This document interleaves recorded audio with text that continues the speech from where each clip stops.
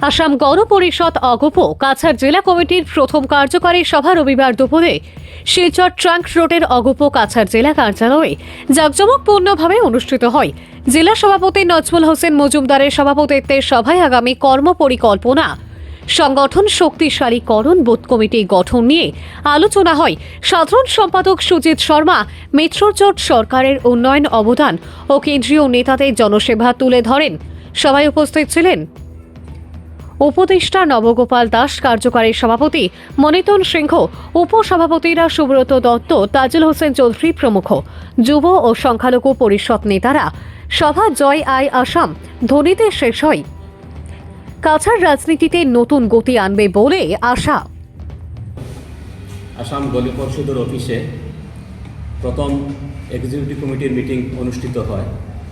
উক্ত মিটিংয়ে আমাদের কাছাড় ডিস্ট্রিক্টের এজিপির বিভিন্ন কর্মকর্তাবৃন্দ উপস্থিত ছিলেন এবং উক্ত মিটিংয়ে আমাদের ভবিষ্যতের এজিপির কর্মপন্থা নিয়ে এবং বিশেষ করে 2026-এর আসাম অ্যাসেম্বলি ইলেকশনের উপরে আলোকপাত করা হয়, যাতে ইলেকশনের আগে আমরা আমাদের সংগঠনকে মজবুত করতে পারি এবং সমাজের বিভিন্ন সমস্যার সমাধান নিয়েও যাতে আমরা আলোকপাত করতে পারি এবং সরকারের কাছে উত্থাপন করতে পারি।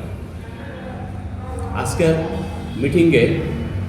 মিটিংয়ের উপলক্ষে গত 28 নভেম্বর আসাম সরকারের চা জনজাতির লোকদেরকে ভূমি পাট্টা প্রদান করার জন্য বিল উত্থাপন করা হয় এবং গত 29 নভেম্বর 6 জনগোষ্ঠীকে জাতীয়করণের ব্যাপারেও বিল উত্থাপন করা হয় এবং এই বিল অতি সত্বর আসাম সরকারে এটারে বিলে রূপান্তরিত করে 6 জনগোষ্ঠীর প্রাধান্য দিবে এবং 4 জনগোষ্ঠীর মধ্যে আপনার ভূমি পাট্টা প্রদানেরও ব্যবস্থা করবে।